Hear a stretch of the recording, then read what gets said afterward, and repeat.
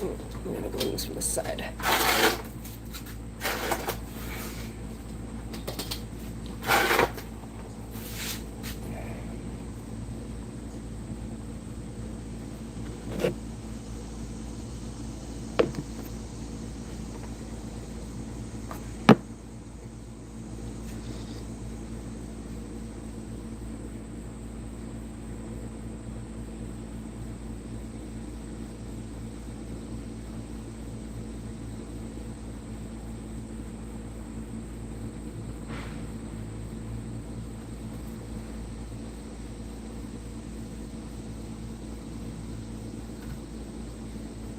Hello, Malcolm, what's up, man?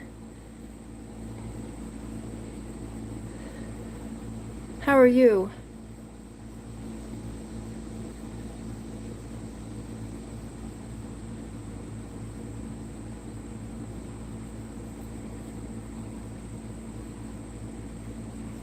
Wish I could, like, pull this. Thanks. I'm okay too. I'm like overcoming an illness right now. I have a cold. You'll hear me sniffling. Thanks. This is called water etching.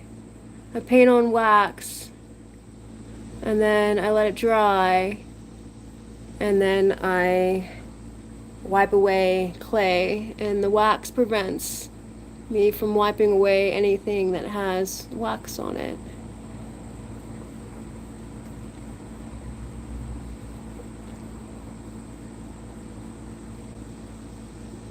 And I haven't been sharing this because it's very boring to watch, which kind of goes against what I started my channel about, so I think I'm about changing some things.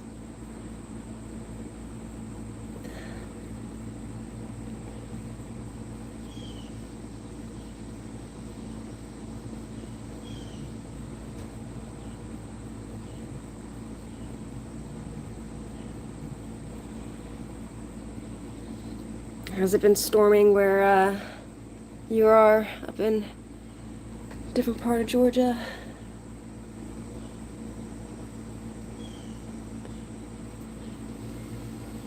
This is kind of an experimentation. I tried water etching when I first started pottery, and I think I did it on about 3 pots and only 1 survived. So I'm back at it.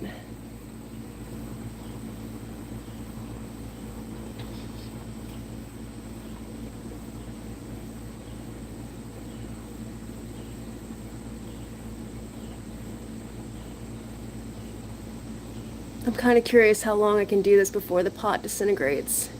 This one's getting really close.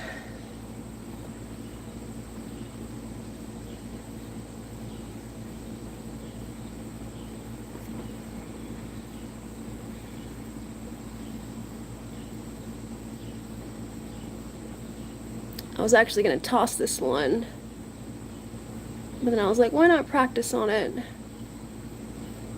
And now it's like 10 hours later. Not the same day. I do like 30 minutes at a time.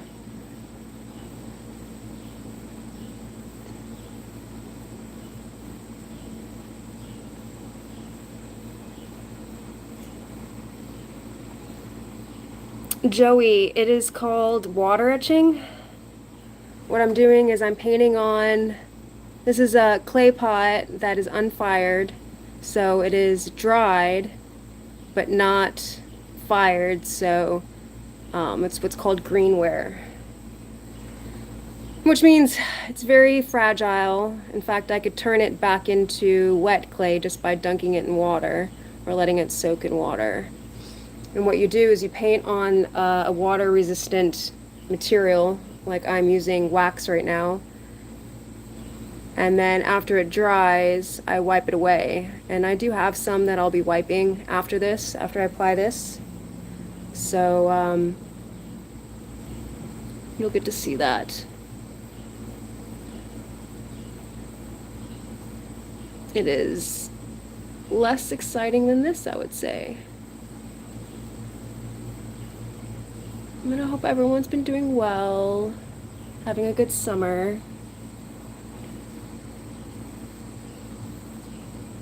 wherever you are. I guess if you're in the other hemisphere, you're having a winter.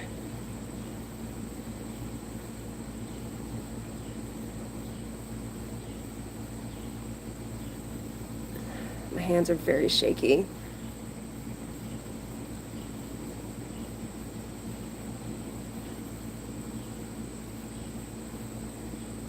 So my goal with this was just to kind of test the limits of water etching where I'm at now in my skill, and then also to see if I could create some depth.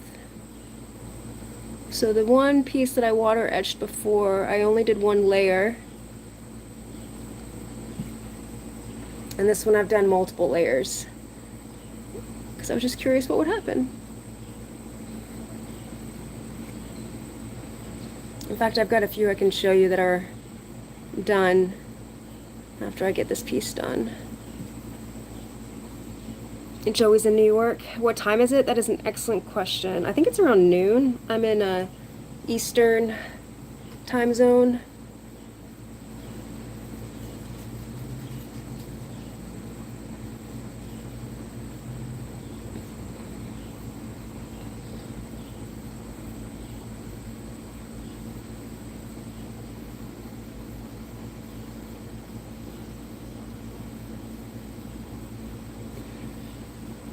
Now the funny thing about this, and I'll show you about it when I start wiping. It's very precarious. In fact, I damaged a piece when I was setting up.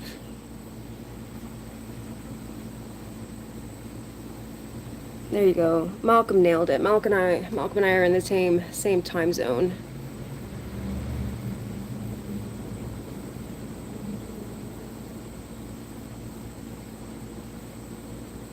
Malcolm, all the birds molting in your area, they are down here. Poor cardinals. They all look so silly.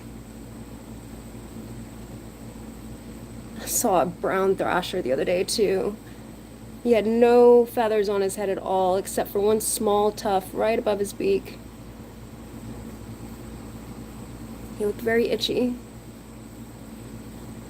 Or she. I don't know the genders. I know it was a juvenile.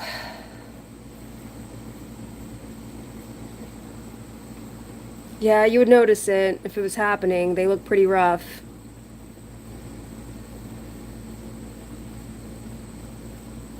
I got a bunch of bald cardinals where I'm at.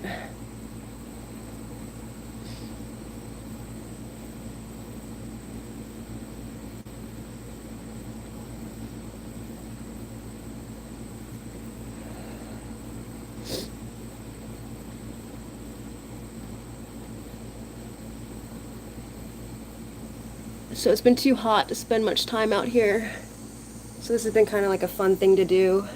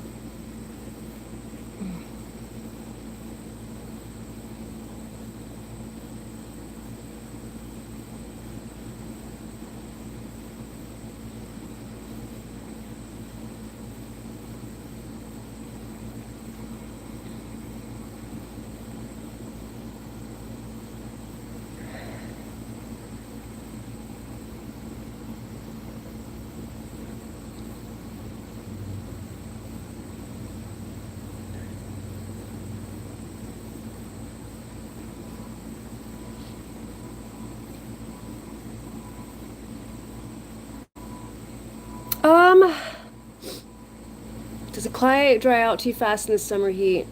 No, because I think it's so humid. And I tend to try to dry my pieces so they're wrapped up so they dry slowly. And I think that the heat and the humidity actually makes it take longer. I could be wrong. But like the winters are drier, and I think that pulls the moisture out of the clay my space is, you know, basically an open garage. So I'm very much, you know, out in the elements. I don't have any kind of insulation or anything, so it's fun trying to maneuver the clay and get stuff to dry. But I would say that it definitely dries slower in the summer than the winter. And I think that's because of the humidity. So, I mean, we've had thunderstorms almost every night.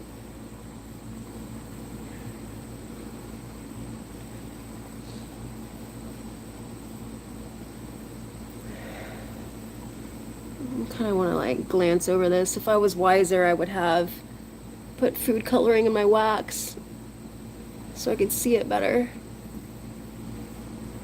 But I'll show you why I don't. I like small things that make me smile, and I'll show you one in a second. Okay. I'll get one of the pieces that are semi-done.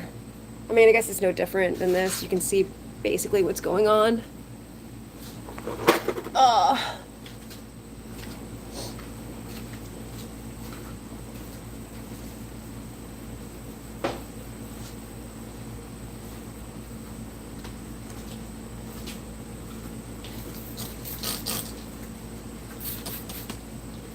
So this is one I'm working on, and I like to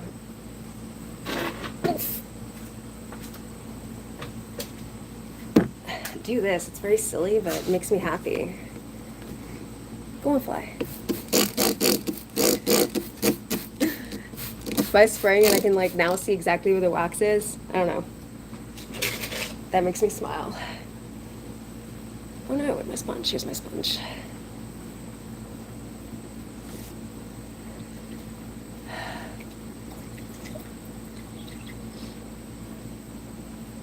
Thanks. Kind of like winging it. And then now I just do this. And I'm wiping away the clay and kind of see it coming off on the sponge there.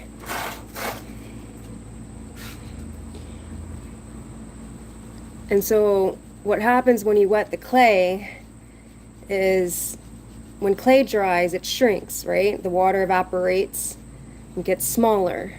Well, when you add water, it expands again. Well, every time you do that, you're causing possible stress between the pieces that are wet compared to the pieces that are dry. So you have to do this really slowly, because if you do it too much, you stress the clay and it can break. And that's what happened to pieces I've done in the past, is that I overdid it and I caused stress parts, and most of them broke before I even got to the point of firing in a kiln. And then the one I probably spent the most time on broke in the kiln, so I only have one that's actually finished. And then how I glazed it didn't really highlight the etching anyway. So it's all a learning process.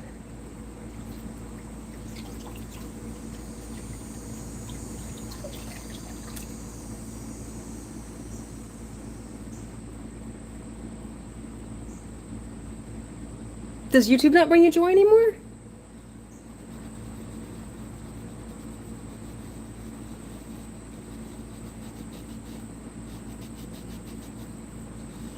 But yeah, I think it's important for hobbies to bring joy. That's why I refuse to like make this one a job. I've learned that I've turned a hobby that brought me joy into a job before, and it killed it for me. Absolutely killed it. So yeah, like I think part of the issue is that one, YouTube like pushes you. They're like, "Oh, you haven't posted. You need to post. You need to do this." I'm like, "No, man. No, I don't. Stop. Leave me alone." And like, "Oh, if you don't do this, then I'm gonna stop sending people your streams." And it's like, I don't know, man. There's more reasons to do something besides views.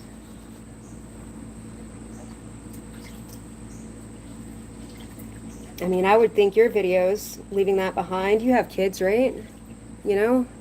It's something that your kids can go back and look at and say, "What up, Pillavoid?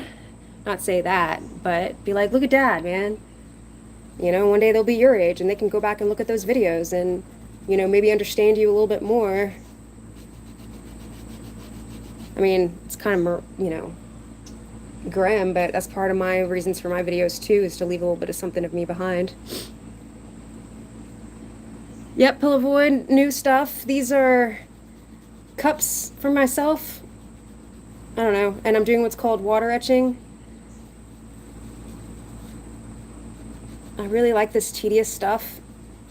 And I don't know why, man. When I do something and I spend like a gazillion hours on it and then it breaks, every time that happens, I feel like I'm teaching myself something. You know? I mean, I guess it's more just a practice of non-attachment.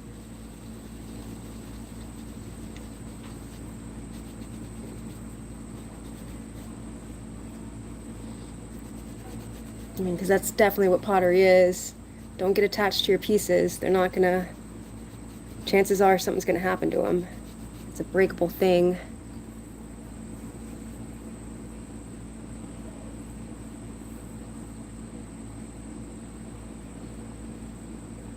No worries, Pillow Void.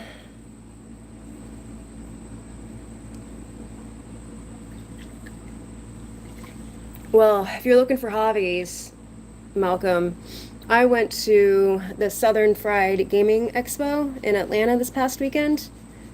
My husband and I went to, you know, showcase our games. That was a pretty awesome thing. That was full of such positive and wonderful people. It's an expo focused on tabletop pinball and retro gaming. It was really cool. And every time I go to a gaming conference, everybody's just so nice. That's the best way I can put it. I've been to conferences in education, been to conferences in housing, I've been to conferences in mortgage and banking, and the best people I've met so far have been at the gaming conferences. And I think it's partly because everyone there truly is there because they love it, you know?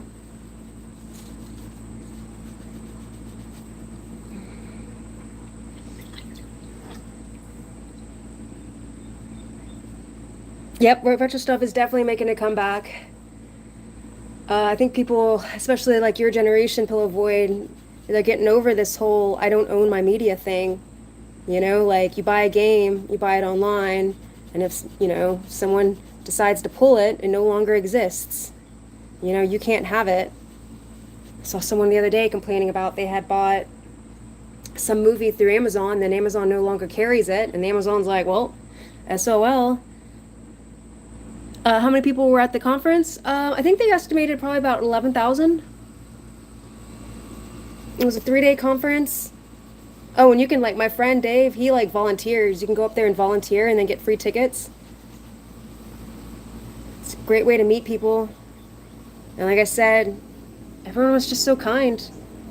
And plus, it was really cool. They had this, it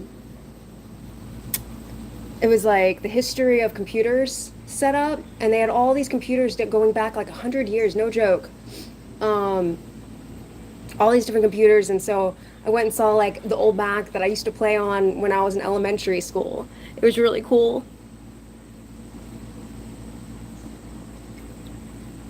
Yeah, Sony really pissed everybody off. It's so funny. Execs are gonna exec, you know? The rich are gonna be rich and continue to try to be richer. It's always their goal.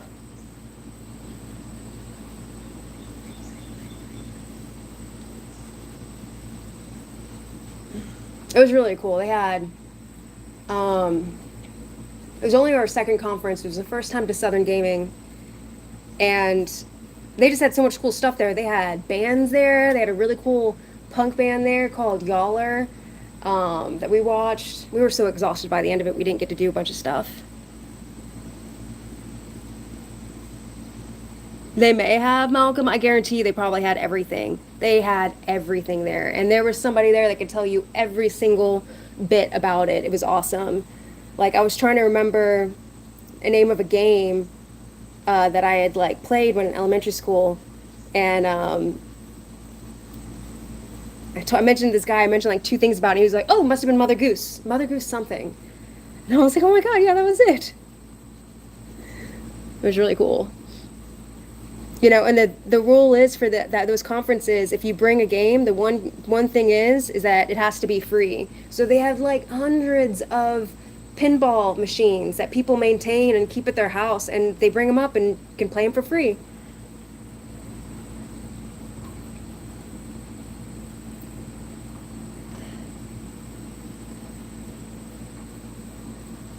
It was really cool. And then they also had tons of tabletop games too, which was cool. They had D&D stuff, pretty much all of it.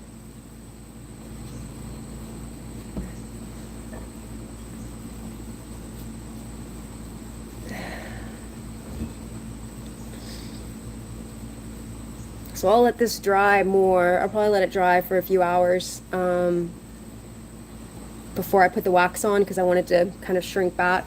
But the plan for this one is to just keep going and kind of create like a geode looking thing, layer within layer.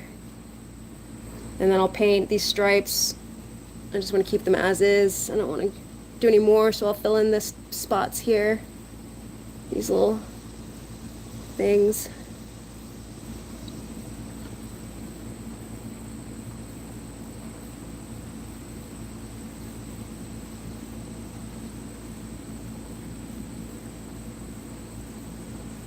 Mechanical stuff. Man, have either of you guys read The Three Body Problem?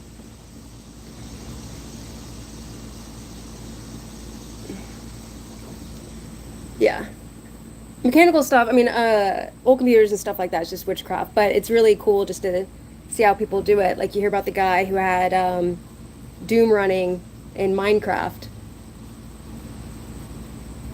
Like that stuff blows my mind. Like I don't get how it works. I get like the general gist of it, you know? But it blows my mind how you can take just, you know, I guess yeses and nos is the best way to put it. Two-way switch and get a whole freaking program out of it. But I don't have to understand how it works to appreciate it and think it's cool. All right.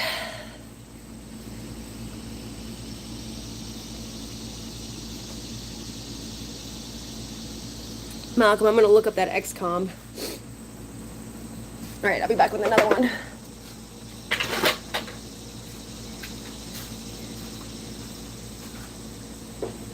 Oh, by the way, Malcolm, you asked about my UFO bird feeder. This is how it's going. This is where we're at with it. Oh, wait, I can't really even focus on it. It's too big. So, this is it. This is where I'm at with my UFO bird feeder. I'm actually going to scrap this one because I'm not happy with this seal here. It's, you can't really see it. You can see a little bit. Turn-based alien invasion. That sounds cool. I was playing Earthbound last night. Seeing there's like I can't really get a picture of it because of the shadows, but there's a crack right up in here too. It's hard to see, so. But doing plates is definitely a way to get a better shape. But I also don't like how big this dome is in comparison to the plates, so I need to either throw bigger plates or a smaller dome. Yeah, it's just still a prototype, so I'll scrap this one and do another one.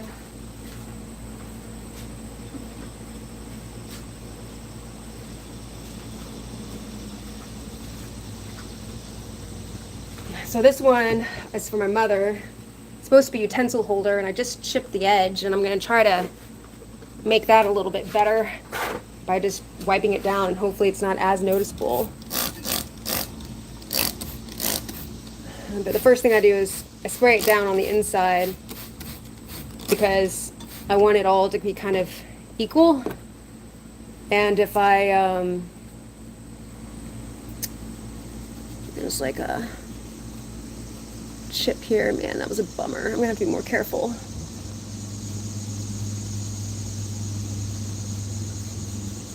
All the edges are a little bit chipped. Thanks.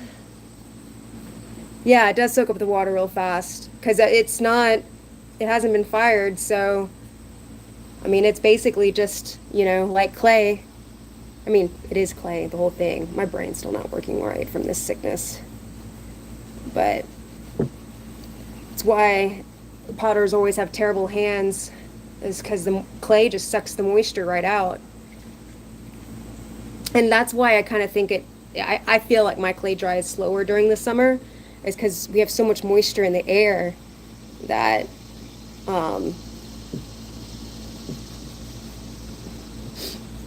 it doesn't dry the pots out. But maybe moisture would make, like, I don't know, man. I'm sure someone studied that. Because I also know that sometimes moisture helps pull out moisture. Like, if you're cooking mushrooms, I've had people say if you have a little bit of water in the pan, you can help pull out the moisture from the mushrooms. I did catch a cold. I caught a cold. I don't know if I had it before or after the conference, but I mean, it was pretty exhausting days. We had a booth, and so we were talking to people. Let's see, Friday was like 2 to 8, Saturday was like 9 to 8, and then Sunday was like 9 to 4, and just talking to people nonstop. So both of our voices were like just completely strained and hoarse. But then on top of it, we had controllers for our game, and I was wiping the controllers down with like Clorox wipes or whatever, like those wet wipes people use. But trying to just be responsible for people and not let sicknesses spread or whatever. But maybe I should have worked better on my own hands or something. But I don't know. I always get sick. Anytime I'm around a group of people, I get sick. I'm over the worst of it, I think. I hope. I spent the last 2 days in bed.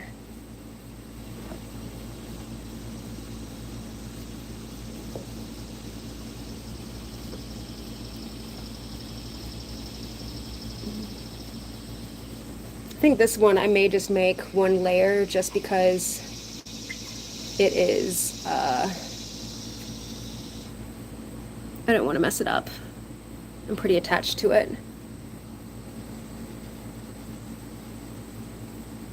So y'all tell me something interesting that's been going on in your lives. It doesn't have to be interesting, just something.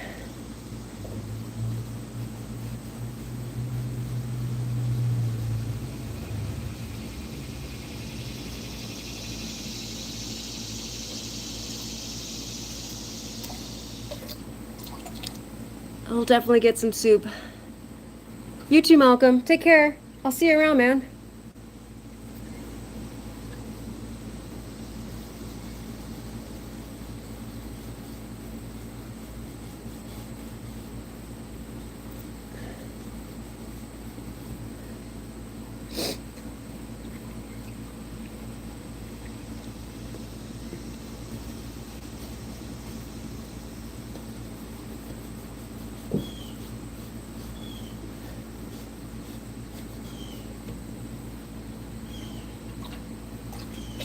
Oh, that sounds cool.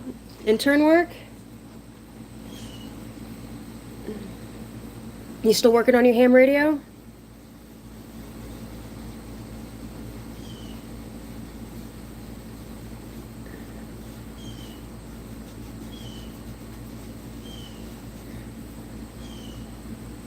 Enhanced oil recovery. Interesting.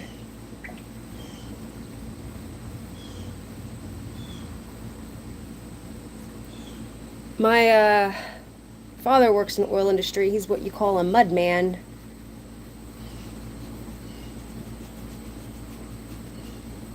He tests the mud to see how close they are to the oil, and he also, depending on what rig he's working on, he can also test the mud to make sure it's correct and can go back into the environment. I actually got to go visit a mud field once. It was pretty interesting.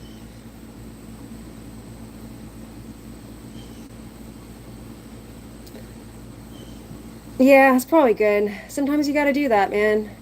Pause the things that you like, so that way when you do spend time on them, you can be really focused on them, and you're not just trying to squeeze them in.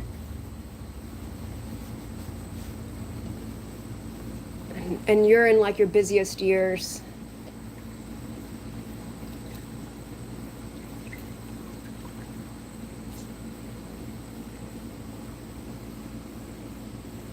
Oh, that's cool. The rocks too.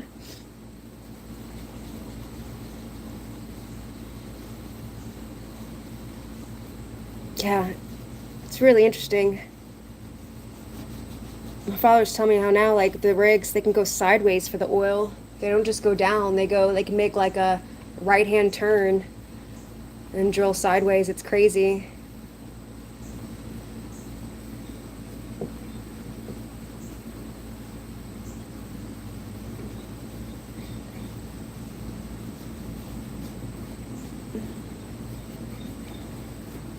Are you planning on working in like oil and gas industry? I know you said you wanted to go to Canada, and I know Canada has like a refinement or refinery industry.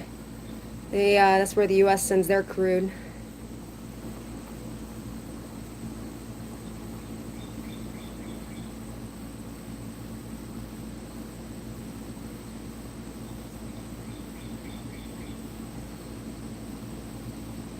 Interesting. It's trapped in the pores of the rocks.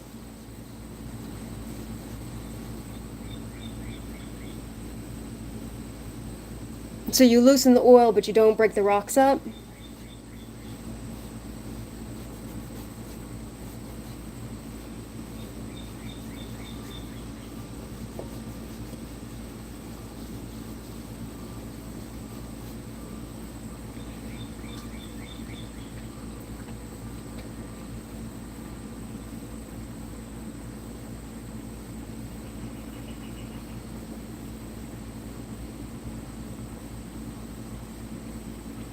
No rock remains intact. That's what I figure. Yeah. Yeah, I used to want to go in the oil industry. I thought I wanted to go be a mud person, but my cousins kind of dissuade me from it, and they said it's not fun to be a woman on a rig.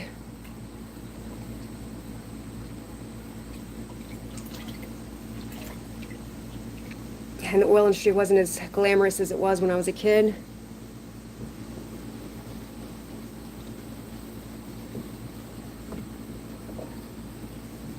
My grandfather was also in the industry. He worked in the North Sea, and he also worked in Nigeria and Thailand, a bunch of places.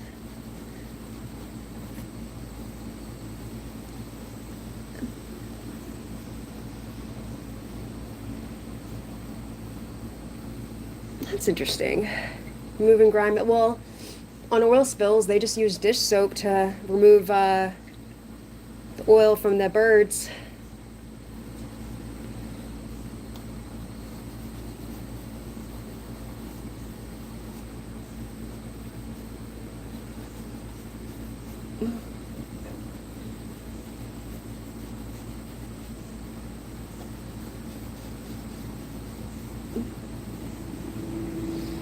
Yeah, so I'm gonna do one more pass on this, just kind of make sure I got everything even. And then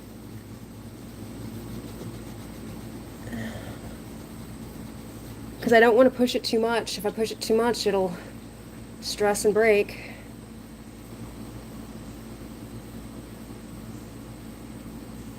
Oh, that's nice. I don't think my family ever worked for Exxon. They worked for Shell, Bayreuth, Halliburton, and a few smaller ones, smaller companies. I just found an old brochure of my granddad's, of a guy he worked with. They're based out of, I think, Texas.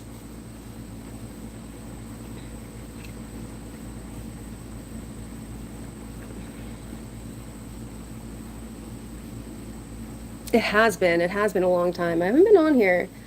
I'll show you what I've been doing. I'm almost done with this one. I was working on mugs for my sister, and I didn't stream that because I wanted it to be a surprise for her. I don't think she watches my channel, but just in case.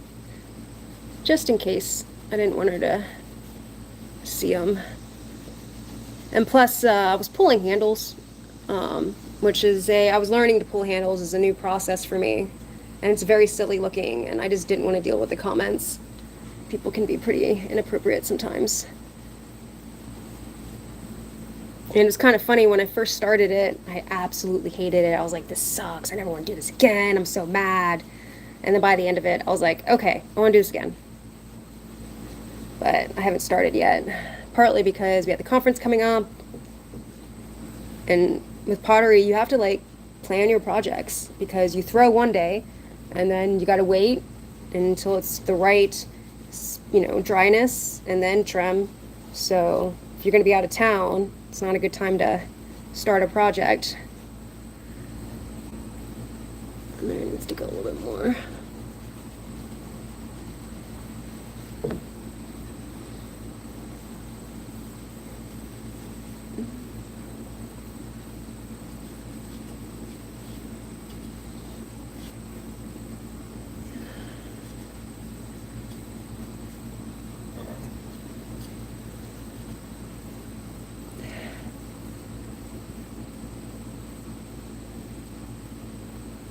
Why? Why troll? Why troll? Be supportive. I don't know. Sometimes it's fun. Sometimes it's fun to tease loved ones, as long as it's all love. I'm a pretty sensitive soul, though. All right, let me get those mugs. I'll show you.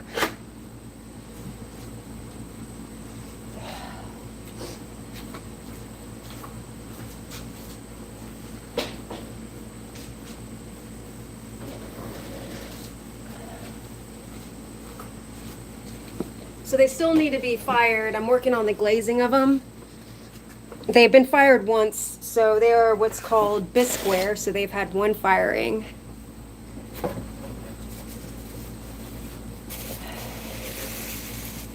And she wanted a mug with a specific shape.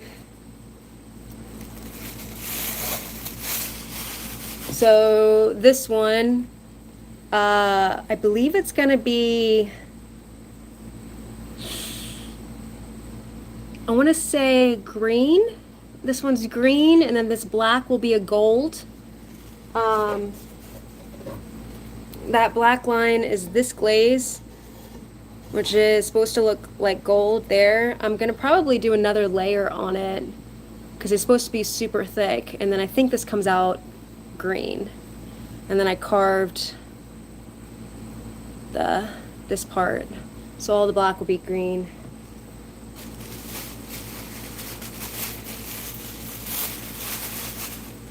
I mean, black will be gold. Thanks. Yeah, she wanted something. She had a specific mug of a friend that made her. A friend had made her, and her friend does hand building. So she didn't want it to. She wanted to kind of have a hand build feel, which I told her I could only do so much, because I'm not gonna change what I do. But I would do my best. This is probably my favorite. It probably came out the best. This one will be blue. So this is blue, and then again, that'll be gold, and this one I definitely need another thing. This is probably also one of the better handles. I like the size of it. But she wanted a short, squat mug.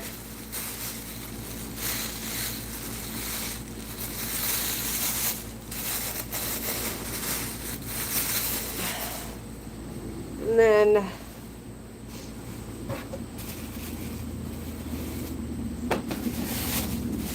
we got two more. This one, she said that she wanted something with my thumbprint on it. So this bit here, all this, I put my thumb in a slip and I smashed it on there, and I made kind of like a flower petal shape, which hopefully will show up a little bit better after it's fired. So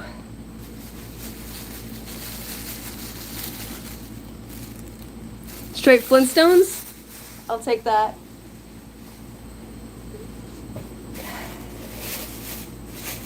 This is probably my second favorite. And this one will be yellow, I think. But I also put a wash, a cobalt wash underneath this. And then all these will be filled in with gold. So, like I said, I think I'm going to go back over them one more time and put another layer of gold in there just to make sure that it does pop. And then And then I'll take them to the studio and put one more layer of glaze on and then be fired. But these probably have like 50 hours in them.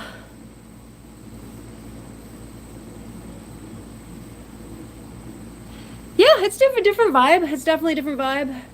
And one thing I've learned in art is lean into your weaknesses, you know? I am not a polished potter yet, you know? I'm no Florian Gadsby. I'm not going to pull perfect walls. I know I should still try to learn to throw perfect walls, but, you know, don't knock myself for it not being that yet. Thanks. I'll share them when they're done. So that's pretty much all I got to work on today. I am now super sweaty just by sitting out here. It's just too crazy hot. So I'm gonna move inside where it's cooler. But you'll see me again. Maybe I'm gonna, when I get better, I'm gonna probably try to start throwing in the mornings because I miss it and I'm running out of stuff to work on.